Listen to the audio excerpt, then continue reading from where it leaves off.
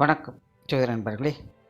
2024 August மாத கிரக அமைப்புகளின்படி மகர ராசிக்கான பலன்கள். இந்த மாதம் உங்களுடைய ராசிநாதன் ராசிக்கு 2ஆம் இடத்துல வக்கரம் பெற்று சஞ்சாரம் செஞ்சுட்டு வராங்க. மற்ற கிரகங்களுடைய அமைப்பு ஒரு கலவையான நிலைகளில் அமைஞ்சிருக்கு. பொதுவாகவே மகர ராசிக்காரங்க இந்த மாதம் ஒரு ஆழ்ந்த சிந்தனைகளில் மூழ்கி இருப்பாங்க.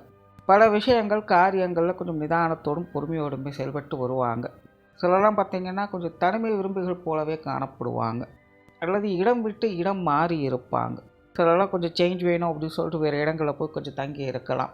சிலருக்குலாம் அந்த மாதிரியான சூழ்நிலைகள் தானாக கூட அமையலாம்.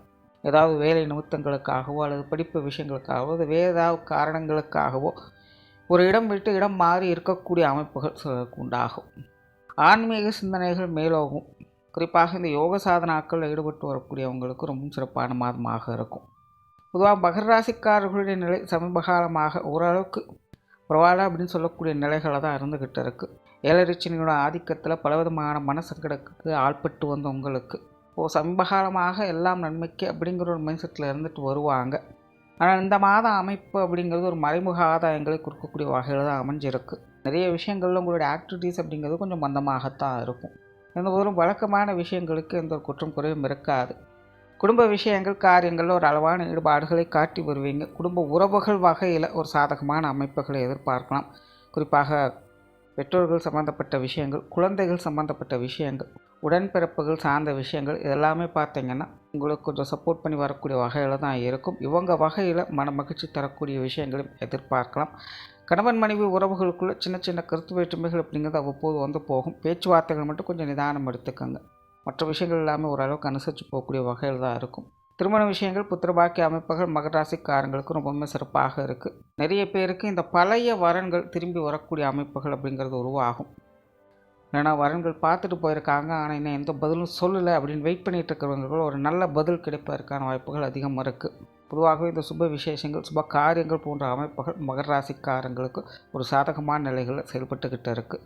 மாணவர்களுக்கு கல்வி மற்றும் வித்தை சார்ந்த விஷயங்கள் ஒரு சாதகமான நிலைகளில் இருக்கும். மாணவர்கள் கல்வி வித்தைகளில் முன்னேற்றம் பெறக்கூடிய அமைப்புகளையும் பார்த்து வருவாங்க. மாணவர்கள் தங்களுக்கு பிடித்த விஷயங்கள் காரியங்களில் பங்கெடுத்து வருவாங்க. அதன் மூலமாக ஆதாயங்களையும் அனுகூலங்களையும் பெற்று வருவாங்க. தொழில் வேலை உத்தியோக ரீதியாக மகர ராசிக்காரங்களுக்கு இந்த மாதம் ஒரு கலவையான மாற்றங்களை தான் கொடுக்கும். நார்மலாகவே தனிப்பட்ட முறையில் மகர ராசிக்காரங்க ஒரு விதமான மந்தமான சூழ்நிலைகள் தான் இருந்து வருவாங்க. வாடிக்கையாளர்கள் சம்மந்தப்பட்ட விஷயங்கள்லாம் கொஞ்சம் கவனமாக இருக்கிறது நல்லது. அதே போல் இந்த கொடுக்கல் வாங்கல் விஷயங்கள்லாம் கொஞ்சம் கவனம் எடுத்துக்கோங்க. ஏன்னா இந்த மாத அமைப்பு பொருளாதார ரீதியாகவும் மகர ராசிக்காரங்களுக்கு ஒரு கலவையான நிலைகளில் தான் இருக்குது. முடிஞ்ச அளவுக்கு இந்த கடன் சார்ந்த விஷயங்கள் கொடுப்பதானாலும் சரி வாங்குவதானாலும் சரி கொஞ்சம் தவிர்த்துக்கிறது நல்லது, அல்லது நன்கு ஆலோசித்து செயல்பட்டு வருவது நல்லது. ஸோ தொழில் வேலை உத்தியோகம் சார்ந்த விஷயங்கள் ஒரு அளவான அமைப்புகள் தான் இருக்கும். வெளியூர் மற்றும் வெளிநாடு சம்மந்தப்பட்ட விஷயங்கள் ஒரு சாதகமான நிலைகளில் இருக்குது.